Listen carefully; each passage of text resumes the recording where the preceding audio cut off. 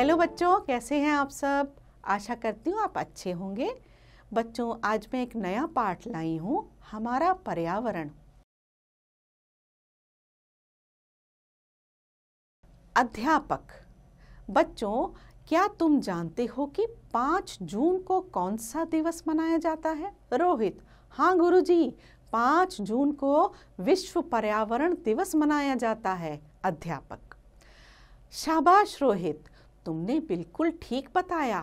क्या तुम यह भी बता सकते हो कि यह दिवस क्यों मनाया जाता है? रोहित: नहीं गुरुजी। अध्यापक: इसे मनाने का कारण है बढ़ते हुए प्रदूषण पर नियंत्रण करना।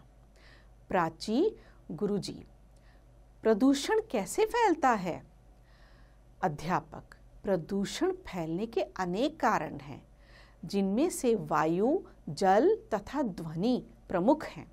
सोनिया: गुरुजी, क्या हम इस प्रदूषण को रोक नहीं सकते? अध्यापक: क्यों नहीं सोनिया, थोड़ी सी सावधानियों एवं प्रयासों द्वारा हम इस पर नियंत्रण पा सकते हैं। वैभव: तो गुरुजी, सबसे पहले आप हमें वायु प्रदूषण रोकने के उपाय बताएं, क्योंकि हवा के बिना तो हम एक दिन भी नहीं जी सकते। अध्यापक: यह तो तुम ठीक कहते हो वैभव।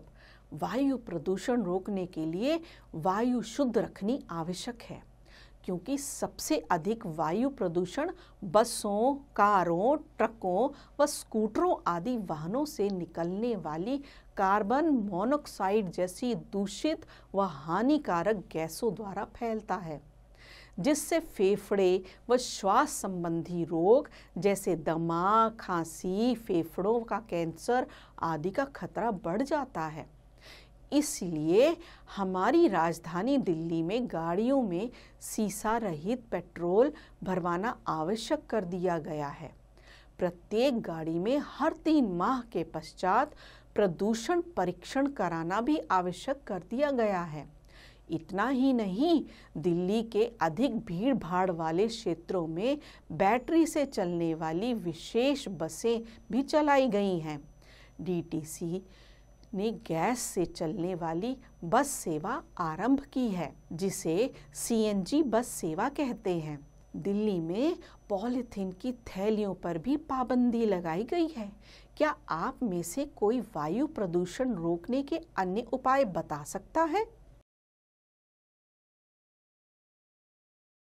स्नेहा: हाँ गुरुजी, हाथ उठाते हुए। हमें घर का कूड़ा करकट व पेड़ों के पत्ते इत्यादि जलाने नहीं चाहिए, बल्कि इन्हें कहीं दबाकर खाद बनानी चाहिए, जो पेड़ पौधे बढ़ाने में सहायक होगी। गांवों में इनके द्वारा गोबर गैस बनाई जा सकती है। अध्यापक: शाबाश स्नेहा, तुमने बहुत ही लाभदायक सुझाव दिए हैं। इनके अतिरिक्त अधिक से अधिक पौधे लगाने से भी वातावरण शुद्ध होता है, क्योंकि पौधे ऑक्सीजन गैस के प्रमुख स्रोत हैं, जो शुद्ध वायु का आवश्यक अंग हैं। पीपल का पेड़ तो रात दिन ऑक्सीजन देता है। जुलाई के प्रथम सप्ताह में वन महोत्सव मनाया जाता है, जिसमें देश के कोने कोने में नए पौधे लगाए जाते हैं। सभी बच्चे एक साथ, हम भी अपने स्कूल व घरों में एक एक पौधा लगाएंगे। अध्यापक: अवश्य बच्चों। वायु प्रदूषण के पश्चात अब मैं तुम्हें जल प्रदूषण रोकने के कुछ सुझाव देता हूँ, क्योंकि जल प्रदूषण द्वारा भी अनेक प्रकार की बीमारियां फैलती हैं। रचित: जल प्रदूषण से कौन कौन सी बीमारियां फैलती हैं गुरुजी? अध्यापक: अशुद्ध जल मच्छरों का घर होता है। ठहरे हुए बरसाती पानी में मच्छर पनपते हैं और मलेरिया तथा डेंगू आदि भयंकर बीमारियां फैलाते हैं। अशुद्ध जल पीने से हैजा, आंत्रशोथ तथा पीलिया आदि रोग हो जाते हैं। विशेषकर बरसात में ये रोग बहुत फैलते हैं। इसीलिए बरसात के दिनों में जल उबालकर पीना चाहिए। घर में भी टंकी, कूलर आदि की साप्ताहिक सफाई करनी आवश्यक है। कुएं आदि में भी लाल दवाई आदि डालनी चाहिए। घर में पानी फिल्टर करके पीना चाहिए तथा बाहर तब तक पानी नहीं पीना चाहिए जब तक उसके शुद्ध होने की बात पक्की ना हो जाए। तभी यहाँ पानी की बोतलें, बिसलरी गंगा आदि भी बिकती है, जिसे मिनरल वाटर कहते हैं।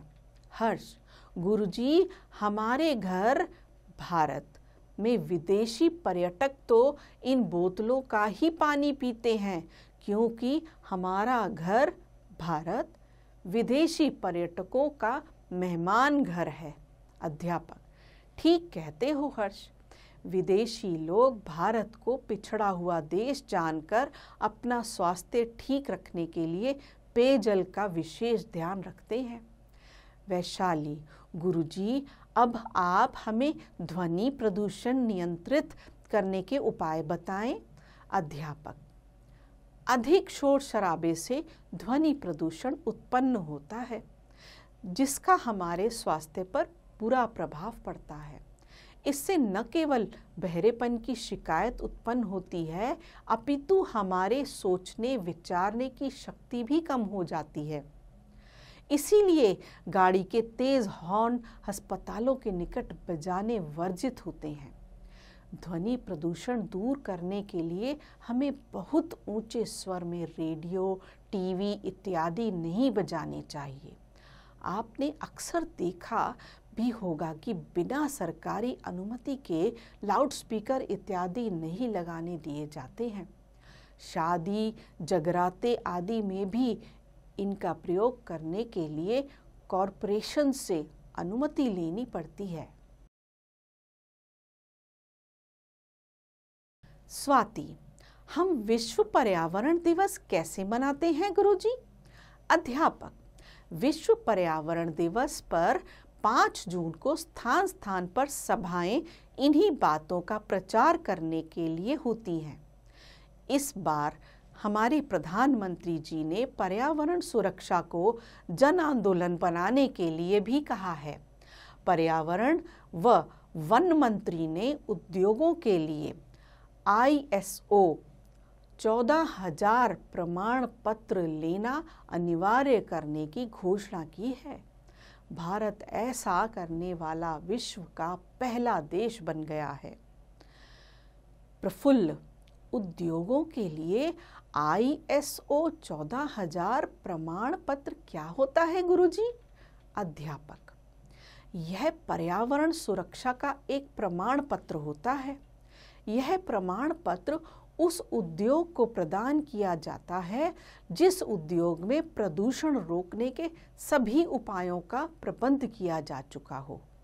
तुम्हें भोपाल की गैस दुर्घटना तो याद होगी। ऐसी दुर्घटना फिर कभी ना हो, इस ओर यह आवश्यक कदम है। अब तो राष्ट्रीय पर्यावरण एटलस भी छप रहा है, जिसमें पर्यावरण संबंधी प्रदूषण संकेत देश के विभिन्न क्षेत्रों में आसानी से जाने जा सकते हैं। हरप्रीत, गुरुजी, यह तो स्पष्ट हो गया है कि विश्व पर्यावरण दिवस हम सबको मिलजुल कर मनाना चाहिए तथा हम सभी को वातावरण शुद्ध बनाए रखने का प्रयत्न करना चाहिए, किंतु हम स्कूल के छात्र व छात्राएं भी प्रदूषण को रोकने में अपना पूरा सहयोग दे सके, इसके लिए आप हमें कुछ अन्य सुझाव दें। अध्यापक, हाँ क्यों नहीं। सभी बच्चे एक डायरी बनाएं जिसमें अपने आसपास के कार वाले पड़ोसियों के नाम व उनकी गाड़ी के प्रदूषण परीक्षण की तिथि नोट करें तथा हर 3 माह बाद उनको याद दिलाएं कि वे अपना गाड़ी का अगला प्रदूषण परीक्षण करा लें। वृक्षों की अंधाधुंध होने वाली कटाई पर रोक लगाने के लिए एक रैली निकालें तथा अपने घरों व विद्यालयों के निकट अधिक से अधिक वृक्ष लगाएं। इसके अतिरिक्त नदियों, तालाबों, कुओं आदि पेयजल के स्रोतों में अवशिष्ट पदार्थों को भी न मिलने दें और यदि किसी टूटे नल से या किसी अन्य कारण से पानी बहता देखें तो कॉरपोरेशन के दफ्तर में फ़ोन करके तुरंत उसकी सूचना दें। इससे जहां एक ओर पानी की बचत होगी, वहीं दूसरी ओर पानी एकत्रित न होने से रोगों की रोकथाम में भी सहायता मिलेगी। इतना ही नहीं, स्वचालित वाहनों का प्रयोग कम करके तथा शोरगुल पैदा करने वाले यंत्रों के प्रयोग में सावधानी बरतकर भी आप पर्यावरण को प्रदूषण मुक्त करने में सहायक हो सकते हैं। तो देखा बच्चों, इस पाठ से हमें कितनी अच्छी शिक्षा मिलती है। आशा करती हूँ आप भी इस शिक्षा से अपनी कुछ प्रेरणा लेंगे। इस पाठ को स्वयं भी पढ़ें और अभ्यास भी करें।